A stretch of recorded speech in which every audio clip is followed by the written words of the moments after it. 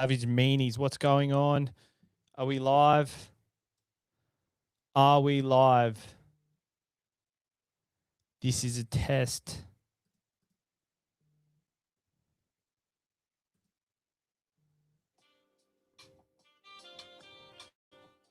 The 17th. Ooh, we're starting. Are we live? Oh, we're kind of live.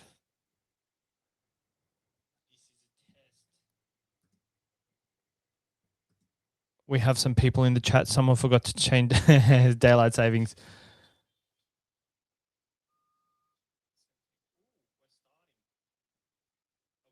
We're trying to get Grant on.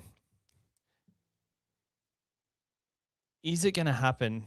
I feel like, is it going to happen if he... Oh.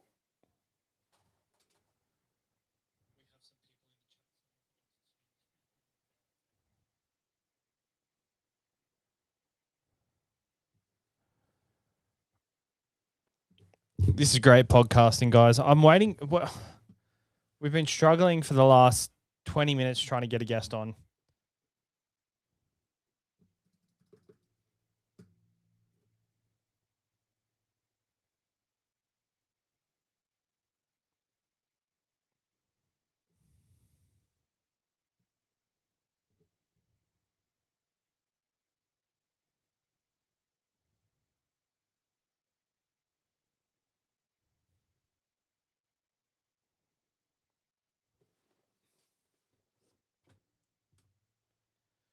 All right.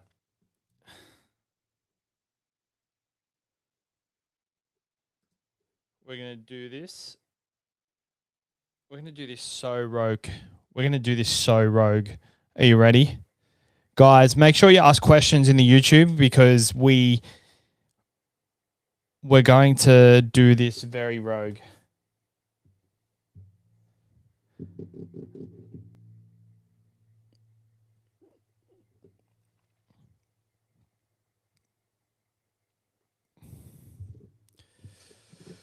We're just waiting for Grant to get on. Sorry for the delay, guys. Obviously, emergency podcast. This is going to be great for the start of the podcast. So I'm absolutely devastated that hasn't worked out straight away. So I'm going to have to put a timestamp on at the start of the show to make sure that people don't just watch that first 2-minute train wreck. We're still waiting for Grant to get on. So if you do have any questions, please ask them in the comments while we try and get Grant on. And then we will start the official podcast. Rule changes have come in today. And to say the least, I feel like it's changed the fabric of SuperCoach. It is very, very interesting to see what's happened here. Do we have any more comments? I feel like more people would have commented. Yes, 404 error page. Yes, what's going on? Yeah, we've come over to a new platform, and like Grant hasn't come online on podcast before. And this is the first time going live on the platform. Wolfie WST, I'm assuming you've maybe seen some updated stats. Now, in my opinion, does your team change much at all? Well, to spoil it early, for those who... Oh, there you go. Okay, we've got Grant on. Can you do widescreen by any chance? Can I? Or is that the question? Can you hear me? Is that a question for me? Yeah, I can hear you. Can you hear me? No, I can't. Oh, like I can, but I can't. You can, but you can't. All right, that's better. Can you hear me? Yeah, I got you. Yep. Can you go widescreen? But can you hear me? It's a better question. Let me see what I got in this thing. I don't think. Oh, I can go. So you mean like just turn my phone? Yeah. Is that better? Does it turn around? Does that work? That? I'm trying to. Oh, I don't think so. Not in the app. All right, just leave it up. That's all right. And just leaves it as is. Yeah, just leave it. You sure? Up. Or is it like too small? No, that's fine. You guys just have to deal with it. Sorry. Yeah, it's been a bit of a shit fight, hasn't it? Today. I think that's one way to put it. But it sums up the day, doesn't it? I reckon. It really does. All right, Grant is on. I was just answering a question by Wolfie. I'm assuming you've maybe seen some updated stats. Now, in my opinion, does your team change much, if at all? So before we get into the official podcast, which will go up on the audio feed, what's your answer to that? Yeah, my team will change a lot. I think it's a huge difference this year. I think first and foremost, fullbacks, the gun fullbacks are all going to be most fullbacks are going to be overpriced. I guess there's still going to be some that are underpriced, and I've kind of been tinkering with only having those guys in my team anyway. So my latest team had Jai Gray, Sua Falongo, and Keanu Kinney anyway. So I hadn't really toyed with anyone more expensive than that, but I think I'm going to probably even maybe play two fullbacks and maybe look at an extra gun center potentially. But, I guess we'll work it out as it goes. I definitely think it'll change the structure heaps. There's no way my team looks anything like it does as of today. As soon as we find out the totality of the rules and when they're changing prices and stuff like that. All right. I'm going to wait for my response to when we actually get into the podcast. So for YouTube listeners, you got a bit of a gem there because you had to deal with the shit at the front. So, all right. What is up, guys? Welcome back to the SuperCoach Experience podcast. I'm your host, Brandon Savage, the coach of the Savage Meanies. It is Carnage here today on the 5th of February, 2026. We'll put this down in history as the defining day that SuperCoach changed. 2021, when the 6 agains were introduced, SuperCoach changed. Now again, the 5th of February, 2026, SuperCoach has changed.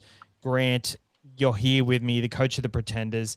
It feels like all our preseason planning has gone out the window just a little bit. Yeah, I'm throwing all of it out and I'm trying to take it as, start fresh, think fresh, and just roll with the punches. Last thing you want to do is sort of get stuck with the attitude of, I've done all this work, all these guys are still good. They probably are, but let's start. I think we just start fresh. And first and foremost, we need an answer from the SuperCoach gods themselves as to what is going to happen with pricing, because that will determine, where the value sits. There's lots of guys that we've looked at all preseason that still have lots of value because they're underpriced for a reason, and that won't change. Like, it's not an entire makeover of the scoring system. It's just a slightly different way of scoring each stat. So that's how I'm looking at it at the moment. Last thing you want to do is, get stuck in your ways and just think, I've done all this work. I think we just start fresh and go from here. We're all in the same boat. It's not like, no one's got an advantage here. It's all fresh for everyone. It is fresh for everyone, and the earliest to adapt means the earliest that person will come out on top. And I feel like the rule changes have kind of added to this in a bit, so it's a bit of a double whammy, because I was going to come into next week, talk about the rule changes in terms of 6-player benches, where no one's talked about that today, and also the 6 agains outside the 20 meters. I think that might ruffle some feathers as well, depending on how that goes. But I think there's more to play out there considering. But the scoring system, effectively, if you're not aware and you're listening on audio or you're on YouTube and you're not aware, the scoring system has changed. They've gone from Fox Sports to the NRL stats, and the NRL stats and Fox Sports are significantly different. Fox Sports tend to be more harsh with their ruling. So try assist is the big example. We all know every week we have people complaining about try assists. And if anyone is complaining about this, then this is the main reason. They want consistency with the NRL stats. It makes it easy, last pass. I agree and disagree in some senses. But the main thing is updates. We're pretty much not going to get updates, and we don't have to wait till Sunday night. My Sunday night sleep's going to be much better. Let's just say that. Yeah, I don't think you'll be the only one there, Savs. I think we'll all be in the same boat. Look, the overall, what they're trying to achieve here is fantastic. Like, I totally get what they're trying to do. It's just, I guess for me, I'm not someone to sit on the fence. And so I think that the big issue here is the timing of it all. That's the only issue. The actual change itself is fantastic. And I really think it's a genuinely positive step forward for the game in general. It's, how many times are you sitting there thinking, oh, should I loop? Should I not? Sitting there thinking you've won a head-to-head on a Sunday only to lose it on a Monday morning, a key cash comp or something like that. There's loads of positives to take out of it as well. Captain Harry is in the chat. Great. We will now get pods about every single position again, which I feel like that is a lot of work. Like we're going to struggle to get all the data together, even every week for the remaining positions. So I'm a bit up in limbo. Timmy's stressing a bit, and Timmy does not know how to tackle this. I think he's very confused as well and wants to give up. But in my opinion, I think there's a bit of overreaction. I've looked into all the stats. Try-assist wise, there's not much difference. A lot of people are loading up on center wings. You said yourself, you're thinking of a center wing in your flex. It doesn't change that much for them. Like, yeah, they get a try-assist extra or whatnot, but the fullbacks are still the ones orchestrating the plays game in, game out. The halfbacks are still the ones with their hands on the ball all the time. The centers will just get a try assist here or there. Like, yeah, it might be that sweeping play that the fullback usually gets. It might, that fullback, instead of getting 140, they'll get 125, and this center wing gets 70 points instead of their 55. So I think it is a little bit of an overreaction, but I definitely think we need to, as Timmy said, dot our I's and cross our T's, because we could be missing things. Yeah, no, I think that's. I mean, look, we're all starting fresh. So what we don't know today, we might know tomorrow. We might know the next day. We don't know when we're gonna have a handle on it. Maybe we don't have a handle on it by the time round one starts. I doubt it, but it's possible. There's so many variables right now. There's so many unknowns that need to be clarified by the game first before we can start to set the parameters of what we're going to do. I do totally agree with you. I don't think that long term across the season it's going to change fullbacks. Eventually, we're going to want 3 fullbacks in the flex. I think it's just about how we start is more what I'm thinking. It's not necessarily that. Like, look, I saw a Playbook put out a pretty good little graphic on who would get who would increase by the most amount of points in the center wing. Oh, actually, it might have even been across the board, but definitely the center wings saw a big increase. Moses Sully, right? Yep. Moses Sully, 100. Yeah. So Moses Sully up 120.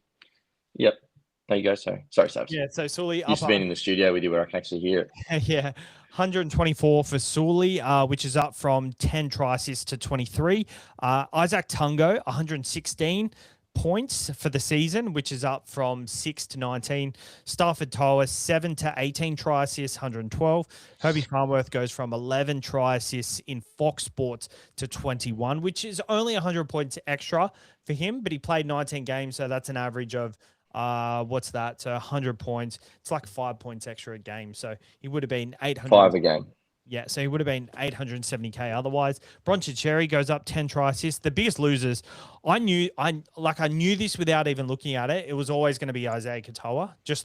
He got a lot of try assists from digging so deep into the line, and then 2 passes out, get the try, and he get the try assist for it. So he is down from 60 try assists for Fox Sports down to 44.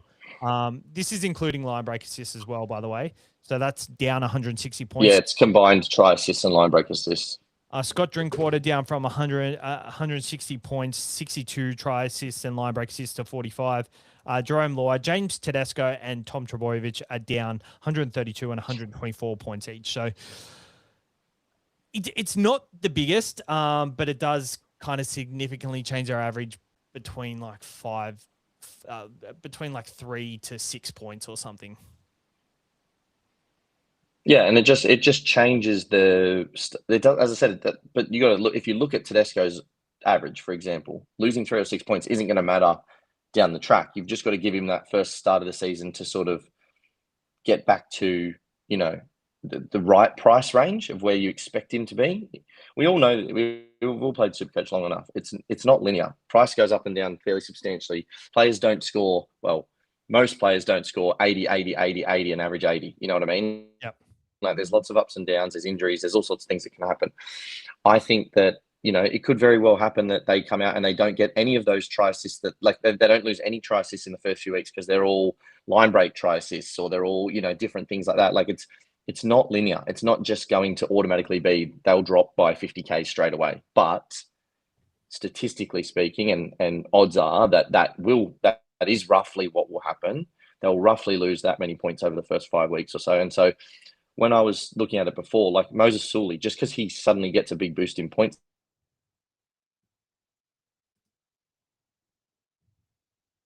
4, 5, 6 points more, it's not the type of guy that I would still look for, because he's only not for me.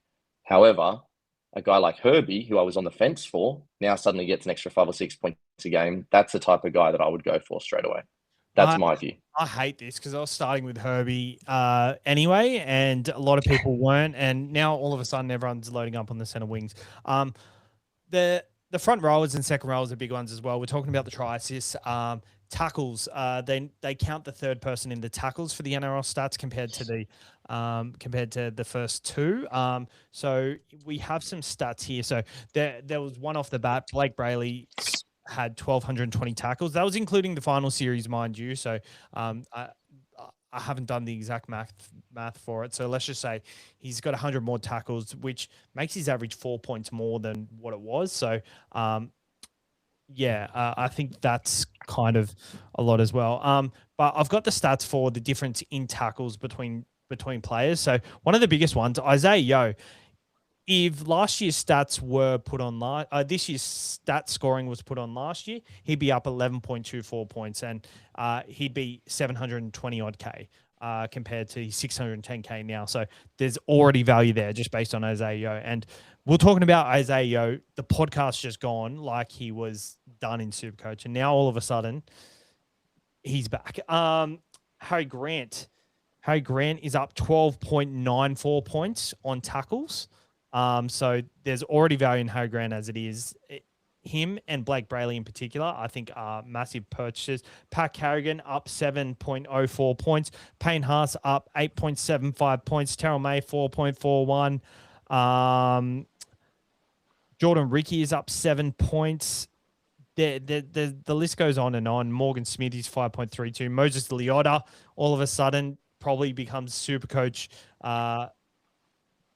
not relevant, but like SuperCoach friendly. Like these forwards are going to benefit a lot from these, and I feel like our team structure's nearly got to change based on getting as many of these forwards in as we can.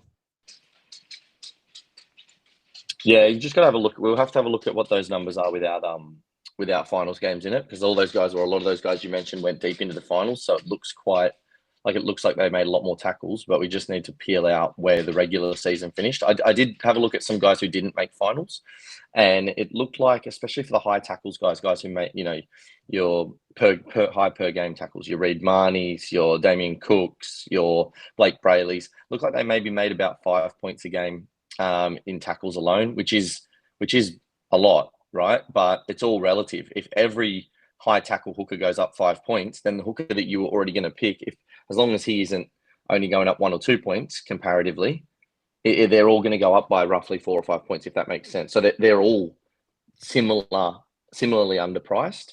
And I think that's what we've got to, these are the things you got to start to look at. We're going to have to look a lot more at relativity and comparative norms. So just looking at what our other competitors, or our other players in the same position are averaging, and that's going to be, that's part of the thing that SuperCoach we need to be provided better data. We need to be able to see historical years of data to compare what it looks like versus what SuperCoach looked like in the same year, so we can start to understand what maybe those increases are. There's a few changes that are pretty impactful for hookers as well, because that last pass rule, which NRL seemed to have, that SC didn't always have. And how many times last year did we have a subjective try assist not given to a dummy half who hit a forward who was going over the top of someone versus running into a hole, and all the arguments we had last year, those seem to be gone. It's every time a hooker passes straight to someone who crashes over, that's a try assist this year. Yeah, 100%. There's a lot to unfold here. Tackle bus, it's all very kind of similar. AJ Brimson goes down from 100 points to 88. Tedesco goes up from 161 to 164. It's all very similar. Like there's no Elias Katoa goes up from 53 to 69 points in tackle bus. So it's all quite similar. Like I feel like it'll even out here and there. I think the big one is the tackles because all these forwards are going to all go up together, whereas these backs aren't getting the same kind of boost. So I think we've got to weigh our team. And to be fair, like every single player we have in our team are going to go up doing that, but maybe now it puts more emphasis on the player that's playing second row who's available in center wing. Like I think there's more value in that. Yeah. Position. I don't think stacking the center wing as your flex is the way to go because Herbie only 5 try assists would have been awarded to him extra. He already got the try contribution, so that's only 15 points. So times 5, that's only 75 points for the whole year in the 19 games he played. Whereas, like these fullbacks, they're doing 3-4 try assists in a game, whereas you're loading up your center wings on the fact that he might get 5 try assists extra in a season. Like I feel like just settle down. Don't worry too much. I feel like, yes, centers are way more important now. And I think there's much more value in the centers, but I don't think you have to completely structure your side to make it center centric. Like I think these fullbacks, there's still value in them. Yes, they might be a bit overpriced, but most of these fullbacks that we have anyway are slightly underpriced as is. So Tommy Turbo, Keanu Keeney, Sil Fa'alongos. I think we've got to look at the try scoring fullbacks as well, like Tom Trebojevic, Fa'alongo. They're probably more likely to score a few tries as well. So yeah, I think there's a lot to weigh up, and there's also the reaction is warranted, but it's also it could be an overreaction at the same time. Yeah, I don't disagree with the fact that that's a real possibility. But I think the main point is you've got to throw out what you've done in the preseason and start fresh. I think anyone who's just clinging to what we know because it's what we know and it's what we're comfortable with is going to get left behind. That's the feeling that I broadly get. It's not to say that you should just throw away everything you know and the whole world shifted. We're talking small percentages here. We're talking 5-10% of players' scores. Like we're not talking suddenly someone's going to average 20 more points a game or anything like that. It's just, yeah, I do think it's warranted to consider other avenues. Yep. But you're right. We've been blessed this year with multiple fullbacks who are already underpriced, which they're still going to be underpriced even factoring in these changes. That doesn't change. Same as the cheapy forwards. You were talking about some of the big name forwards and their tackle counts. Well, I can guarantee you that Trey Mooney's going to have, it's going to benefit him too, and it's going to benefit your Toby Couchmans and those type of guys who we think are good value. So there's a lot of balance there. One thing, Savs, that I don't know how much you looked at this today is the way they score runs. Have you had a look at that yet? Runs, no. Oh, yeah. I don't think they're doing the way you're suggesting. The run engagements, is that what you're talking about? Yeah. Well, they've at the moment on NRL stats or in the NRL stats, they've got, guys like Katoa and Nico Hines in the top 30 total runs. So as long as I think one of the questions they're going to have to answer is whether they peel out those line engagements, which seem to count as runs as it stands. But these are the questions that we are gonna have answered. We're not going to be going into round one guessing. These things will be answered, and it's important for everyone out there to know that we don't know that today, but that doesn't mean we won't know it in the near future. It's just stuff that's worth considering. But yeah, as it stands at the moment, Katoa had an extra 200 points in runs technically on NRL via the NRL stats last year, which is crazy. They shouldn't be scoring it that way, and I hope they don't. But just as it stands at the moment. Yeah. So to reiterate, because I can't really hear Grant, your audio's pretty sketchy there. Sorry. No, that's all right. So NRL Fantasy count the line engagements as runs. So pretty much Isaiah Katoa goes so deep into the line, engages the line. They count that as a run that's under 8 meters. What if he goes over 8 meters? Does that count as a run? So if he goes over, this isn't so it goes over 8 meters. I haven't looked at it, to be honest. And then engages the line and then passes. Is that count as run over 8 meters? Or because like the way I always saw it is a run is where you get tackled, or like you get a run and Yeah. then offload. Yeah. So That's how SC's always scored it. yep. So we definitely got to get clarification over that. The try contribution gone. No, it'll still be there. They'll just swap positions. So previously, the sweeping fullback would get the try assist, and the centre would get the try contribution for throwing the last pass. And now they'll swap those. So the sweeping fullback will get a try contribution for creating an overlap, but the centre will get the try assist for the last pass. That's what it looks like from the way the stats were scored last year. Offload's different as well. An effective offload will effectively be offload that goes to hand, so it doesn't have to be effective. And a offload that goes to the ground leads to, half break. You get a non-effective offload for that. So I don't mind the black and white nature of it, to be honest. So I think it will take some getting used to. I actually think it's a good thing for the game. I just don't love the timing of it. And that, like all our preseason content, there's a chance that like we go into our second rollers that are under 500K next week, there's a chance we just restructure the episode I don't know how we're going to tackle it next week. So just stay tuned for that. I think we will continue, but it's going to be a lot harder to determine these players just based on what they are. Especially these second rollers, because we've got a question here from Sugimoto. The question is 5 points up for a 350K player will be a higher price increase than a 5-point increase on a 600K player, though, right? Yes, you are correct, because there's already a 5-point increase based on what he would be priced at. But then you've got his value for his minutes going up for a player like, as you said, Trey Mooney. He's based on a lower average. His minutes will go up, so his average will go up because the PPM will keep up to date with his minutes. And then the extra tackles will go on top. So there's like double value on these half value guys. Whereas the guys like Isaiah Yo, it's just the tackles. Like we already know his role. We already know whereabouts his floor and ceiling is. Whereas, guys like Hamish Stewart, Toby Couchman, Trey Mooney. The thing is, I don't know if you can really stack your team with a lot of these guys, because realistically, what are they going to score? If they are only scoring 4 points extra and they're going from 37 to 41, then what does that do for your team? Like it's, I think you've got to make sure you're smart with it. Toby Couchman, great example. I think he's going to be a massive beneficiary because he was already probably 10 points undervalued as it was anyway, based on the minutes we expect him to get.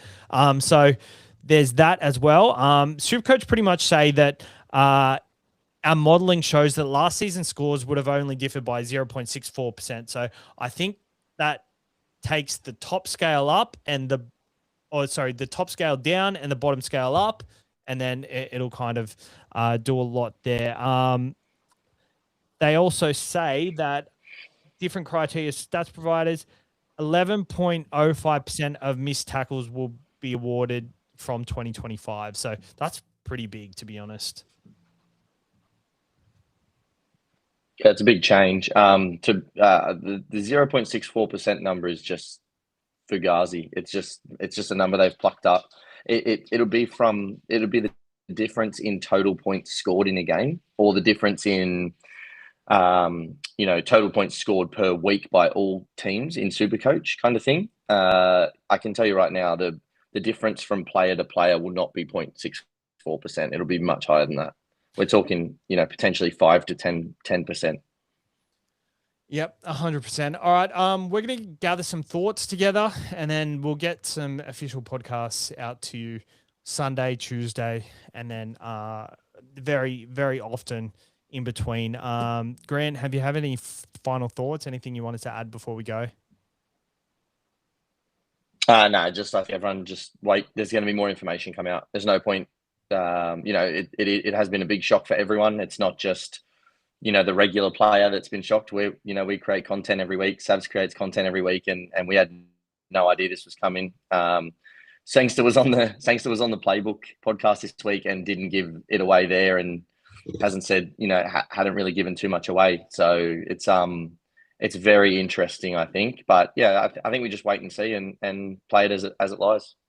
I actually think that he was on the Playbook podcast, and it caught Timmy by surprise the calls today. I don't think he even told him on Tuesday because the video Timmy uploaded was not Yep. prepared. Like it was very shocked. Thought he would have had something prepared if he knew that. So it's taken everyone by surprise. 100%.